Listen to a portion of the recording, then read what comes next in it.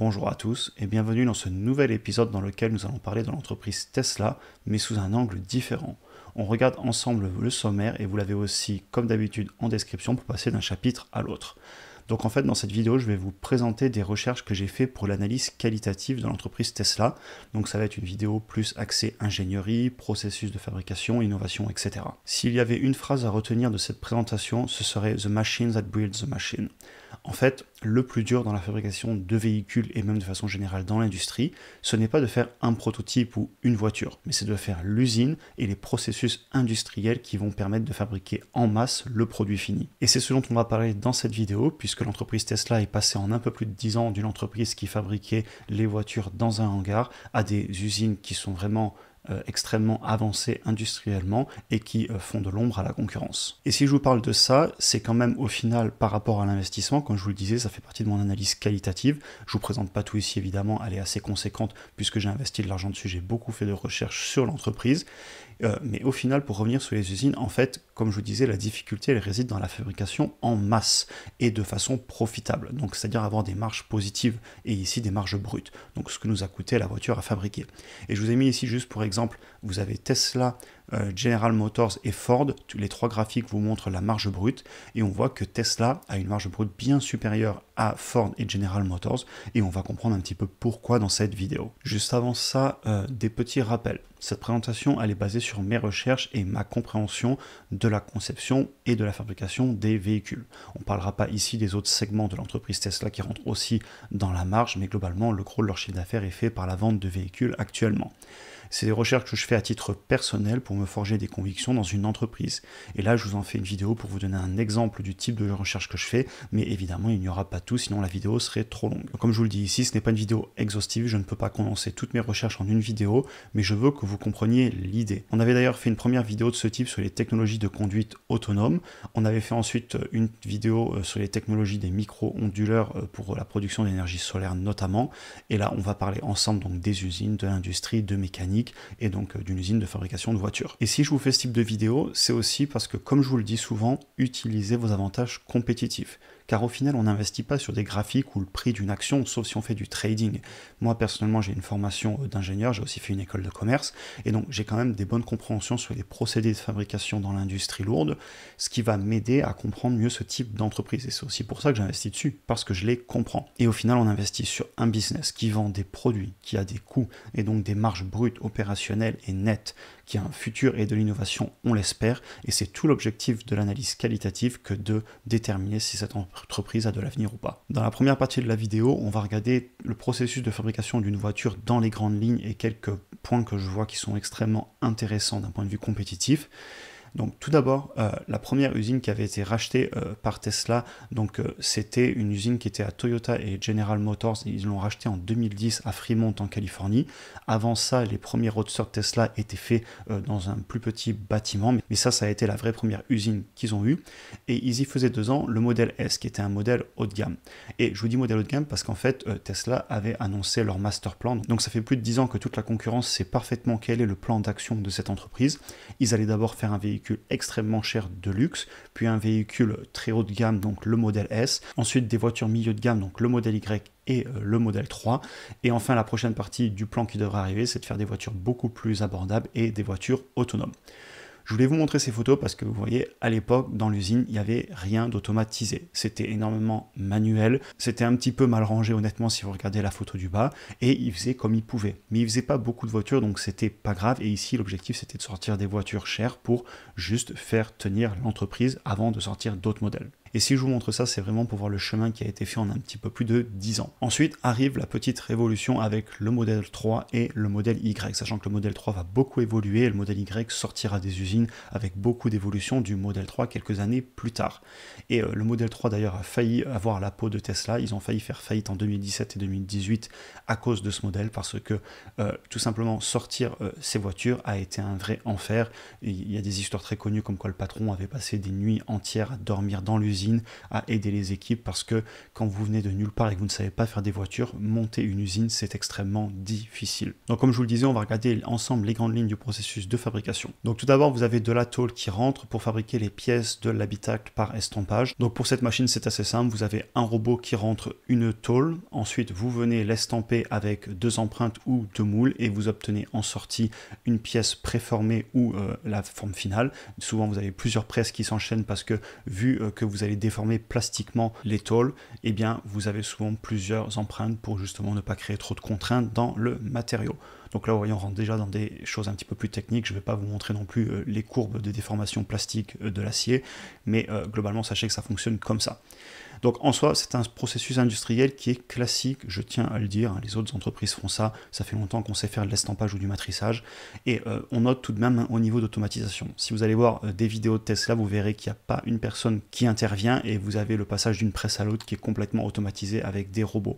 C'est excellent pour la sécurité, aussi parce que c'est des métiers qui étaient extrêmement pénibles physiquement, et évidemment pour les marges, c'est aussi excellent. On arrive ensuite sur la ligne automatisée qui va fabriquer l'habitacle, et je vous parle ici de l'habitacle parce que vous verrez plus tard, l'usine fonctionne en segments et vous le verrez, l'habitacle est fabriqué dans un endroit différent de l'usine que peut être le train roulant. Alors ce processus n'est pas non plus unique à Tesla. Les choses uniques à Tesla vont venir un petit peu plus tard, vous verrez. Donc globalement ce que vous avez fait, c'est que vous avez une longue ligne avec des centaines de robots qui viennent souder ensemble notamment les pièces qu'on a préformées juste avant avec les presses ou qu'on a aussi découpées à la machine laser. Je vous ai pas mis les découpes laser ici. Cependant, je vous mets ce slide parce que je voudrais vous dire quelque chose qui est assez important pour moi. Quand vous partez de rien, il est beaucoup plus simple de mettre en place ce type de processus que quand vous avez une usine existante.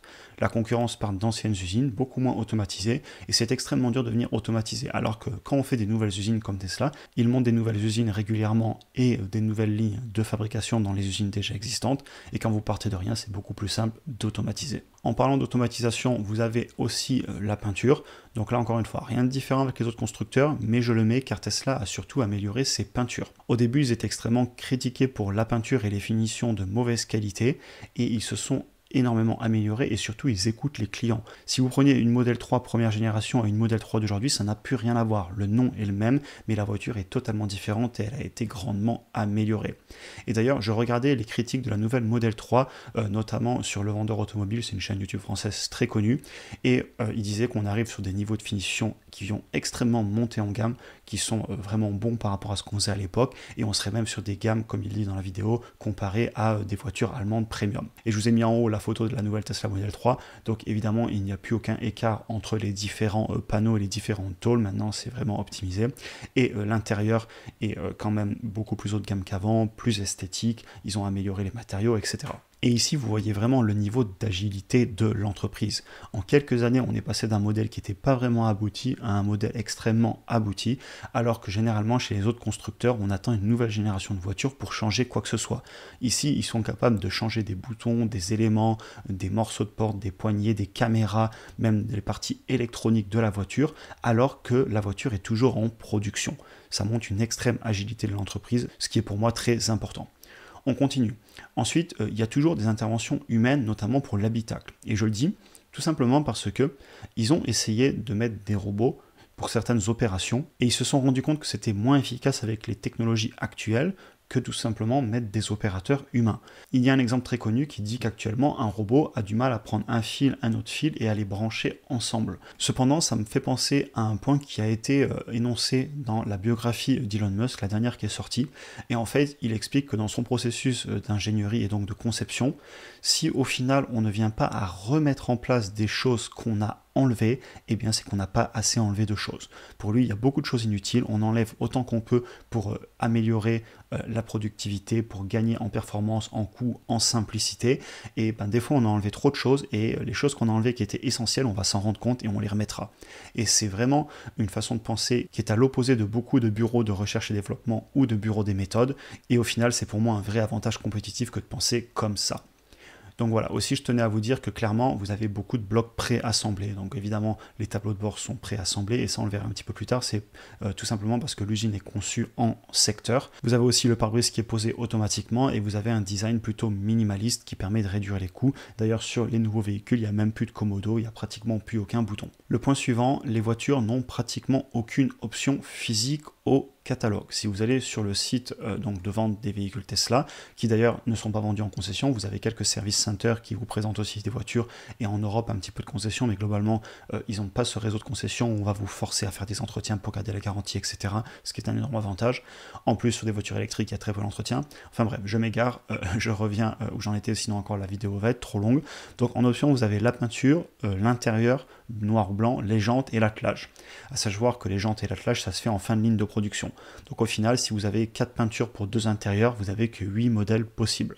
Après, vous changerez les jantes et l'attelage à la fin. Et si vous avez 5 peintures, ça fait 10 voitures possibles, 6 peintures, 12 voitures possibles, puisque vous n'avez que 2 intérieurs. Ce qui permet d'énormément optimiser les coûts et de produire en masse, parce que actuellement, vous avez beaucoup de voitures chez la concurrence avec des dizaines d'options possibles, et les voitures sont pratiquement sur mesure. Et sans même avoir forcément une formation technique, vous comprendrez que si on fait du pratiquement sur mesure, ça va coûter plus cher et prendre beaucoup plus de temps, et surtout avoir une ligne d'assemblage finale beaucoup plus longue, et donc créer des entonnoirs de production, ce qu'on appelle en anglais des bottlenecks, et on en parlera un petit peu plus tard. On a donc une conception minimaliste, un minimum de composants, un minimum de vis, un minimum de câbles, on le verra aussi plus tard. Tout est fait pour clipper l'un dans l'autre, pas beaucoup de vis, etc. Et au final, je suis impressionné parce que la recherche et développement a vraiment travaillé en coordination avec les bureaux des méthodes, et on voit qu'ils ont vraiment, depuis le début, conçu la voiture aussi avec une intégration verticale, et ça, on en reparlera, c'est extrêmement important, mais je peux déjà en parler, et puis tant pis si la vidéo est longue, de toute façon, je sais que vous aimez bien ce genre de contenu. Au final, vu que tout est conçu en interne, il y a énormément de composants qui sont faits en interne, on ne se rend pas compte par rapport à la concurrence, et donc forcément, eh bien, dès le début, tout est pensé pour fonctionner. Alors que si vous avez beaucoup de fournisseurs, eh bien, vous allez vous retrouver avec des éléments qui ne sont pas bien pensés les uns avec les autres, des fils pour les connecter, etc. Et ça fait une conception beaucoup plus complexe à assembler pour l'usine. Passons maintenant à la fabrication du train roulant, et notamment de l'avant et de l'arrière, qui sont faits par injection ou par moulage. Donc les deux pièces que vous voyez ici à l'avant et ici à l'arrière, c'est des monoblocs. Donc en fait, ce qu'on fait, c'est qu'on a des presses que je vais vous montrer juste après. On ferme le moule, on envoie de l'aluminium sous forme liquide, ça vient refroidir, ça solidifie, et on obtient des pièces. Il faut savoir qu'avant, ces pièces qui sont structurelles et qui encaissent beaucoup d'efforts, elles étaient faites avec des centaines de petites pièces soudées ensemble par des robots et avec des opérateurs qui venaient les placer sur des jigs d'assemblage, etc.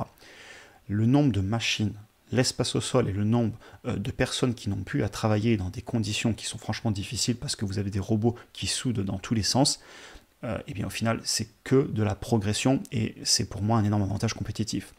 Et d'ailleurs, je tiens à le dire, les concurrents commencent à commander leurs machines qui permettent de le faire. C'est-à-dire que Tesla a eu cette idée, donc d'utiliser ce qu'ils appellent les gigapress pour faire des gigacastings. Un casting en anglais, c'est une pièce injectée. Et ce sont des machines énormes qui sont fabriquées par Hydra, une entreprise italienne. Ils ont trouvé une seule entreprise au monde qui savait faire ça au moment où ils ont recherché ce type de machine.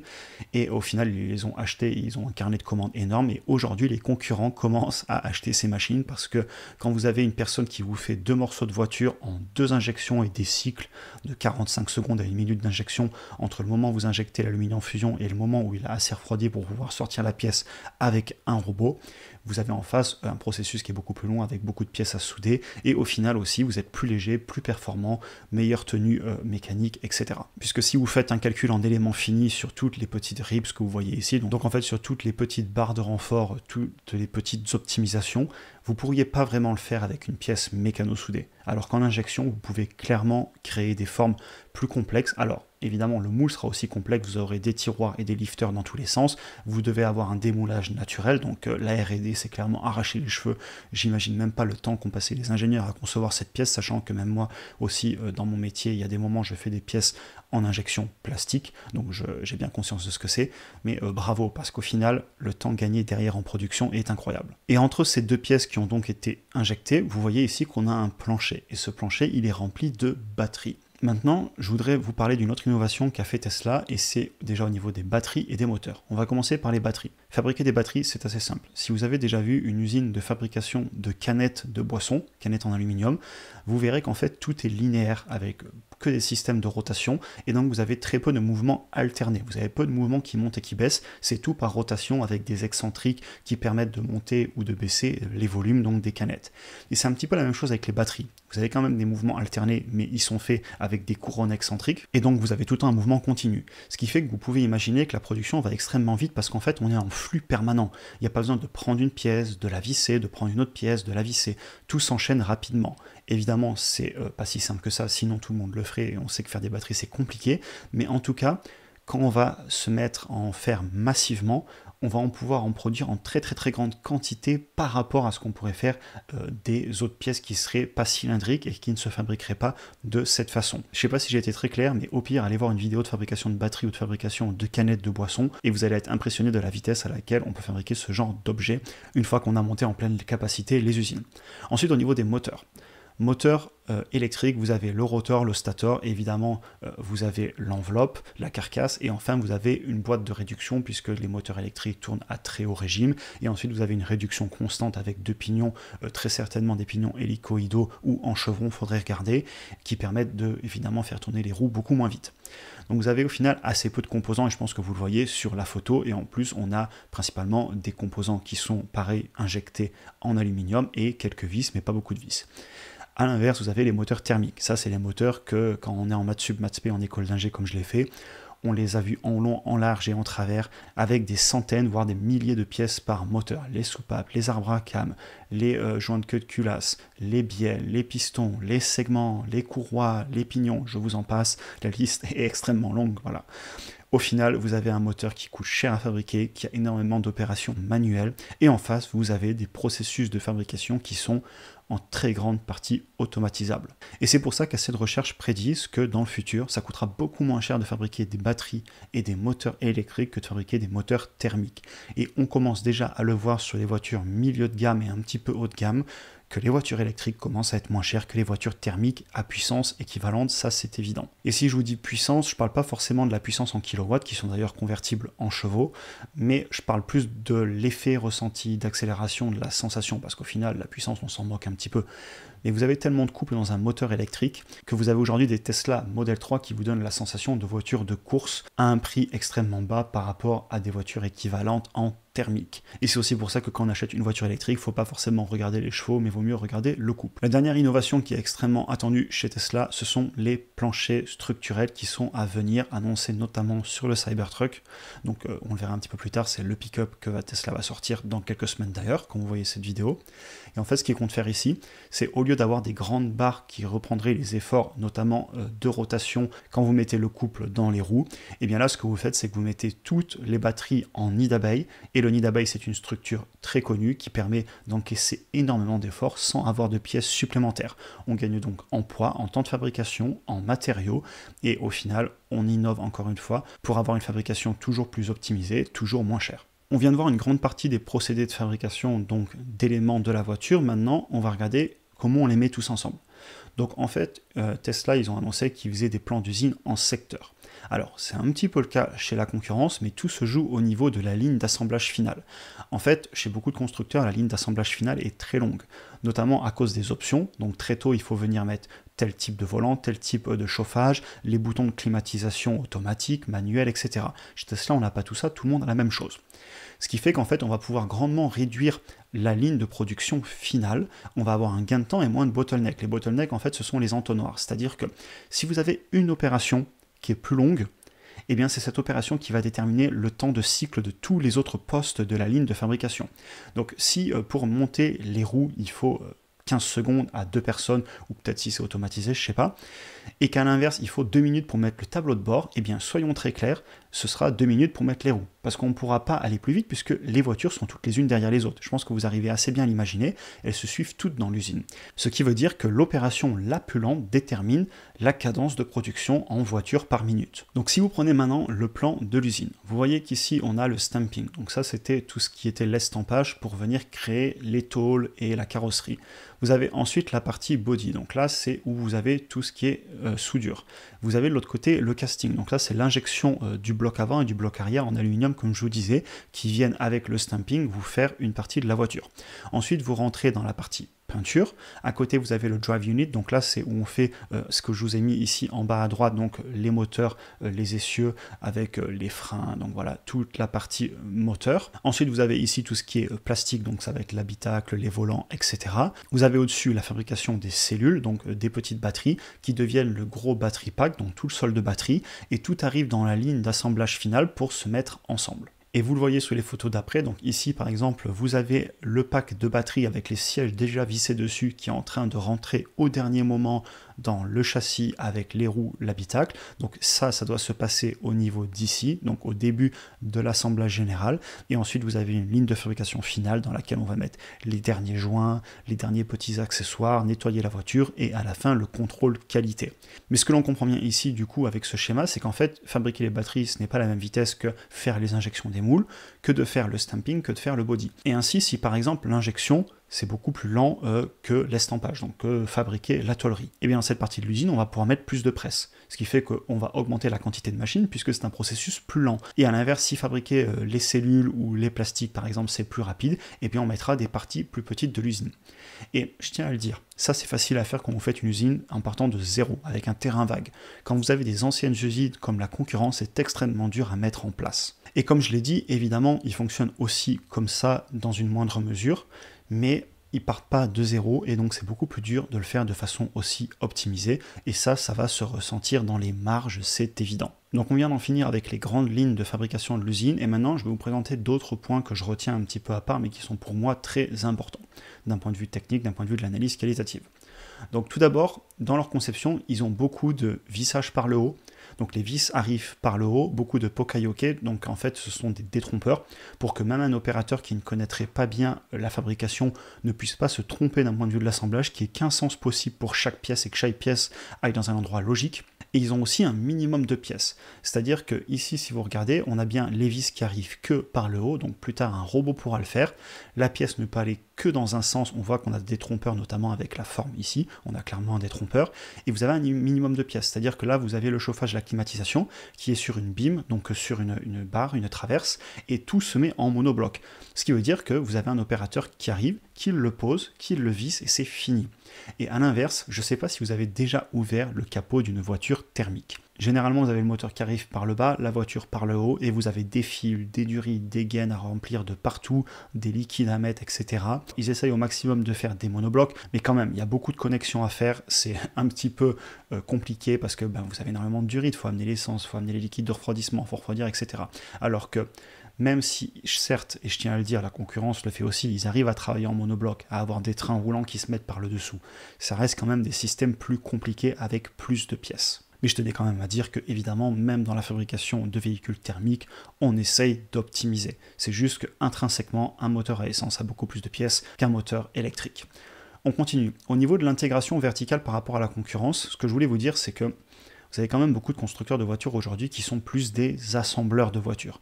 Ils font le design, ils font les grandes lignes de la conception. Certains sont ensuite motoristes, c'est vrai, et donc ils ont des usines de moteurs. Par contre, pour tout ce qui est l'électronique, les tableaux de bord, l'éclairage, les ceintures de sécurité, les moteurs d'essuie-glace, les essuie-glaces, tout ce que vous voulez, et c'est par exemple du Bosch, du Faurecia, du Plastic Omnium, du Valeo, etc. pour ne citer que. A l'inverse, Tesla fait énormément de composants en interne, ce qui fait qu'elles s'assemblent parfaitement puisque on les a toutes conçues et fabriquées nous-mêmes. Et ça vous donne une liberté dans la conception qui est énorme. C'est-à-dire que si vous me donnez un alternateur, un tableau de bord d'une marque, je suis bloqué. S'ils ont choisi de mettre des vis, j'aurais pas le choix, je devrais mettre des vis. S'ils ont choisi de mettre des clips ici, je mettrai les clips ici. S'il y a un truc qui a été mal pensé par une autre entreprise, je peux pas le modifier parce que ça vient d'eux. Quand vous faites tout en interne, vous pouvez améliorer, simplifier, avoir des itérations beaucoup plus rapides et donc être beaucoup plus agile, comme on le disait plus tôt. Et enfin, on pensera aussi aux mises à jour qui sont possibles car on est développé en interne, c'est ce que je vous disais. Donc d'un point de vue de l'électronique, si vous avez le calculateur de la voiture qui est fait par une marque, que vous avez votre tableau de bord qui est fait par une autre marque, et puis la centrale ABS qui est encore fait par une autre marque, au final il faut tout assembler, et le jour où vous devez faire une mise à jour, globalement il faut repasser en concession, il faut utiliser des valises, rien ne peut être fait à distance parce que les systèmes et les marques ne communiquent pas entre elles. Et même si tout le monde disait, oui ça va être facile, bientôt tous les constructeurs vont faire des mises à jour par internet, en 5 minutes régler les problèmes. Aujourd'hui, il n'y a que les entreprises qui sont intégrées verticalement, qui savent le faire, et évidemment la concurrence va avoir du mal à le faire, soyons clairs là-dessus. Je voudrais aussi un petit peu réfléchir sur, au final, le type de produit qu'ils fabriquent. Parce que ce qu'on a vu jusqu'à maintenant, c'est certes, ils font des voitures. Certes, c'est des grosses machines. Mais au final, c'est pas spécialement pensé comme un constructeur de voitures historique. On est beaucoup plus proche des consumer electronics, donc pensez iPhone, télé, machine à laver, etc. Au final, tout le monde a le même modèle. vous n'avez pas d'option spécifiquement sur votre machine à laver ou votre frigo ou votre télé. Ce qui permet de faire des productions en masse, de ne pas avoir tous ces problèmes d'options, d'optimiser les coûts, d'avoir les mêmes pièces sur des centaines de milliers de véhicules, puisque c'est les volumes que fait actuellement Tesla. On est à plus de 1,8 million de voitures qui vont sortir en 2023 et on est en train de parler de 4 modèles de voitures. Et sur ces 4 modèles, vous avez le modèle 3 et le modèle Y qui représentent pratiquement tout le volume et ils ont énormément de pièces en commun, ne l'oubliez pas. Le modèle Y est basé sur le modèle 3. Et donc vous arrivez à comprendre qu'en fait on est plus en train de fabriquer des iPhones que des voitures sur mesure avec des dizaines de séries différentes. Certes, la concurrence, je le sais, vous pourriez me le dire dans les commentaires, fait aussi des plateformes. Donc voilà, ils ont un châssis commun, des moteurs communs, des roues communes. Et j'ai envie de dire, encore heureux. Mais malgré ça, ça va être très dur de rentrer en concurrence avec une entreprise qui pense comme une entreprise de la tech pratiquement. Ensuite, on peut regarder d'autres petits points de conception qui peuvent paraître être rien, mais qui sont impressionnants. Par exemple, ils essaient de minimiser la quantité de pièces par l'ingénierie, et au final, c'est un petit peu le même concept qu'en électronique. C'est-à-dire qu'on ne va pas mettre des centaines de composants sur un PCB, donc sur un circuit, pour chaque fonction. On a inventé les circuits imprimés. Et bien de la même façon, ici, on invente des modules qui font des fonctions. Je vous montrais tout à l'heure le bloc chauffage-climatisation. D'un point de vue de l'assemblage final, c'est une pièce que l'on pose, même si au final il y a plusieurs pièces dedans. Mais c'est des blocs qui sont conçus par avance pour plusieurs modèles de voitures. Ici, je vous ai mis 2 exemples flagrants. Tout d'abord, vous avez la prise de recharge. Et bien en fait, ce qu'ils ont fait, c'est qu'ils l'ont intégré à l'éclairage arrière. Ce qui fait qu'au final, eh bien, vous n'avez pas à le peindre. C'est-à-dire que si vous avez mis une trappe standard à essence, eh bien, la trappe à essence, il faut la peindre, il faut en avoir beaucoup en stock, il faut les monter en fonction de la couleur de la voiture. Encore une fois, extrêmement intelligent dès le début dans la conception, dans la R&D, eh bien la trappe de recharge qui serait comme une trappe à essence, elle ne sera pas de couleur, elle sera mise dans le phare. Un autre point qui est amusant, c'est que ici vous avez donc le câble qui part donc de la prise de recharge, qui est fait pour passer beaucoup de puissance et qui va jusqu'au bloc batterie. Alors déjà de 1, il est fait en aluminium, qui coûte beaucoup moins cher que le cuivre, et ensuite si vous voyez, il est préformé. Donc vous n'avez pas à tenir les fils. Vous n'avez pas à vous demander par où ils vont passer. Vous arrivez, vous posez le bloc et le câble est déjà du bon format et de la bonne forme. Encore une fois, c'est des petits détails qu'on ne voit pas, mais quand on passe des dizaines, voire des centaines d'heures que j'ai passé sur cette entreprise à l'étudier, à comprendre pourquoi on veut l'acheter, à faire son analyse qualitative, on trouve pas mal de petites pépites qui vous expliquent pourquoi les marges que je vous ai montrées au début, rappelez-vous le premier graphique que je vous ai montré, on comprend un petit peu mieux pourquoi leurs marges brutes sont si élevées par rapport à la concurrence. Au final, je dirais que quand on apporte de l'innovation et de la disruption dans un secteur qui s'était endormi pendant de nombreuses années, eh bien ça fait mal et ça peut aller très vite. Il y a 10 ans, tout le monde se moquait de cette entreprise. Aujourd'hui, elle commence à faire peur. Évidemment, la concurrence va être là, va se battre, mais au final, il y a 10 ans, on disait la voiture électrique, ça ne marchera jamais, personne n'y croyait, et aujourd'hui, je connais plein de personnes qui au quotidien commencent à en acheter entre le prix de l'énergie, et tout simplement, ce sont des voitures qui sont plus agréables à conduire, etc. Vous avez les histoires sur l'autonomie, mais ça, on va pouvoir le régler avec déjà le réseau de chargeurs, et aussi le fait qu'on va augmenter le rendement des voitures, on peut aussi augmenter la quantité de batterie avec le prix des batteries qui réduit, donc ce sont tous des petits blocages court terme, mais sur le long terme, en tout cas c'est mon avis, et c'est pour ça que j'investis, je pense qu'on va partir sur ce genre de technologie. On va maintenant passer à quelques petits points pour la conclusion. Donc déjà, je tiens à le dire, étape suivante d'un point de vue d'innovation, c'est le Cybertruck. Donc c'est le pick-up qui va sortir dans quelques semaines. Il est déjà en fabrication à Giga Texas. Et donc dans cette toute nouvelle usine qui est à côté de Austin, ils vont fabriquer ce véhicule. Tout d'abord, il n'y aura plus de peinture puisqu'il est en acier inoxydable. L'acier inoxydable ne rouille pas et en plus, il a des propriétés mécaniques excellentes, il est très solide. Pour les couleurs, ils vont faire des options avec des coverings qui permettent de protéger l'acier inoxydable, même s'il n'en a pas vraiment besoin, puisque c'est quand même très solide, et en plus c'est inoxydable, donc pas de rouille. Mais donc ils vont quand même proposer ça, et ce sera de l'argent en plus, donc encore plus de marge brute, parce que je crois qu'ils vont les vendre à autour de 7 000 $, et clairement un covering ça coûte pas 7 000 $, donc pour les personnes qui vont le prendre sorti d'usine, ça va être encore de la marge en plus, et de l'argent pour les investisseurs. Ensuite vous avez le gigacasting, donc ça on en a déjà parlé, mais sur des pièces encore plus grosses, avec des presses encore plus grosses.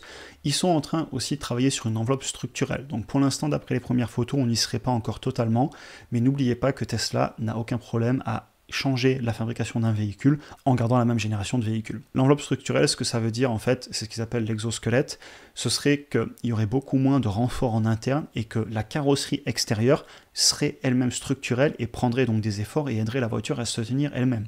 Ça a l'énorme avantage qu'on a moins de matériaux à consommer, moins de temps de fabrication, et on a un véhicule qui est conçu plus intelligemment et qui est donc plus léger, puisqu'il utilise sa carrosserie qui jusqu'à maintenant était du poids pour faire de l'esthétique, et bien cette carrosserie qui était purement esthétique deviendrait fonctionnelle d'un point de vue du véhicule. Ils veulent aussi y intégrer évidemment le plancher de batterie structurelle dont on parlait juste avant, et au final clairement ce sont des innovations qui sont pour moi brillantes, surtout la partie acier inoxydable et la partie enveloppe structurelle, donc l'exosquelette s'ils arrivent à le faire. Ça va pas être simple du tout, ils l'ont annoncé, c'est le véhicule le plus compliqué qu'ils ont eu à créer et à produire jusqu'à maintenant, et on verra s'ils y arrivent, et personnellement je pense que si une entreprise peut le faire, ça peut être eux. On continue sur le point suivant. Chaque usine est meilleure que la précédente. Ici, vous avez Giga Shanghai sur la photo, et cette usine qui est extrêmement performante, ils l'améliorent, et surtout ce qu'ils font, c'est que les prochaines usines, donc celles qui sont arrivées après celle-là, c'est celle du Texas à Austin, et celle d'Allemagne à côté de Berlin, eh bien, elles sont encore plus performantes que celle-là. Ils améliorent en permanence, ils font pas juste des copier-coller, ils essaient de toujours être meilleurs. Et d'ailleurs, le patron de cette usine, donc la personne qui gérait cette usine, est maintenant au Texas pour aider l'usine de Austin. Ce que j'ai envie de retenir aussi de cette vidéo et de mes recherches, c'est que ils ont vraiment l'objectif de toujours simplifier pour réduire les coûts, faire des meilleurs véhicules avec moins de choses pour que ça coûte moins cher, pour que le plus grand nombre y ait accès. Et au final, c'est pour ça, à mon avis, que Tesla arrive à faire des voitures électriques en gagnant de l'argent alors que la grande majorité de la concurrence perd de l'argent sur chaque vente. Je vous parle ici de marge brute négative, parce que les marges brutes positives que vous avez vues tout à l'heure pour Ford et General Motors, c'est sur toutes leurs voitures, ça inclut les voitures thermiques, et il y a des marques qui l'ont annoncé, et on sait que sur purement électrique, il y a pratiquement aucune marque qui est en marge brute positive. Vous avez Tesla, BYD et certainement aussi quelques autres marques chinoises qui ne me viennent pas forcément à l'esprit. Et donc voilà, comme je vous disais d'ailleurs, la majorité des constructeurs ne publient même pas leur marge par segment et sur le segment électrique. Et même quand on pose la question, généralement, ils font les sourds, ils ne répondent pas. Tout simplement parce que les marges brutes doivent être négatives. Donc si vous voulez, ça veut dire que des entreprises comme Ford, comme Rivian, comme Lucid, comme NIO et comme plein d'autres entreprises qui font des voitures électriques, si on regardait que leurs voitures électriques, et évidemment ici c'est un peu de la spéculation parce qu'ils ne veulent pas le montrer pour certains, ça veut dire que quand ils vendent une voiture, disons 50 000 €, la voiture leur a peut-être coûté 60, 70 à fabriquer. Marge brute négative. Et forcément, eh bien, ils n'ont pas trop envie de partir à faire des voitures électriques parce que sinon, ils ne vont pas aller bien loin, ça va vite être la faillite. Et c'est pour ça qu'on a beaucoup de communication de ces entreprises qui disent que l'électrique n'est pas adopté aussi rapidement que ce qu'on le croyait, que le thermique, etc., on va continuer à en faire. En fait, c'est certainement parce que sinon, ils vont perdre de l'argent. Et tout ça, ça me fait dire que si l'adoption des véhicules électriques a lieu, eh bien, il va falloir innover, clairement. Mais je pense que ça sera positif pour les consommateurs et ce sera aussi positif pour les entreprises qui ne rateront pas le coche. Cependant, je tiens à le dire et je conclurai là-dessus, au final, j'ai peut-être complètement tort et les voitures électriques pourraient être un énorme échec. Donc n'investissez pas sur ces entreprises juste comme ça, juste parce que vous en avez entendu parler, et faites-vous votre propre opinion et analyse. Et je dirais même, n'investissez pas du tout dessus, comme ça au moins c'est dit. Je ne peux pas vous donner de conseils, je partage juste ce que je fais. C'est ma compréhension des choses, c'est mon analyse. J'ai passé quand même pas mal de temps à travailler dessus. Ici, je vous en fais que des résumés, puisque je ne pourrais pas vous montrer toutes les centaines d'heures que j'ai passées à étudier ce type d'entreprise sur lesquelles j'investis. Mais au final, faites vos propres recherches et quand même, j'espère que ce type de vidéo vous aide. D'ailleurs, n'hésitez pas à me dire en commentaire ce que vous en pensez. Est-ce que c'est un format qui vous plaît? Même si je sais que ça ne fait pas beaucoup de vues, bon, c'est pas grave, au moins les personnes qui le regardent, j'espère que ça vous aura plu. N'hésitez pas à en parler en commentaire. On en a fini pour aujourd'hui, j'espère que la vidéo vous a intéressé. Si vous souhaitez aller plus loin, vous avez notamment en description des liens avec pas mal de contenu gratuit sur l'investissement en bourse sur le long terme, surtout si vous êtes nouveau sur la chaîne, n'hésitez pas à aller regarder. Vous pouvez aussi cliquer ici pour regarder une autre vidéo. Si vous avez apprécié cet épisode, n'hésitez pas à vous abonner, liker, partager et même passer dire bonjour sur Instagram. Je fais tout ce que je peux pour vous répondre aux DM et j'y fais du contenu différent. Et sur ce, je vous souhaite une excellente journée et à très bientôt pour une prochaine vidéo.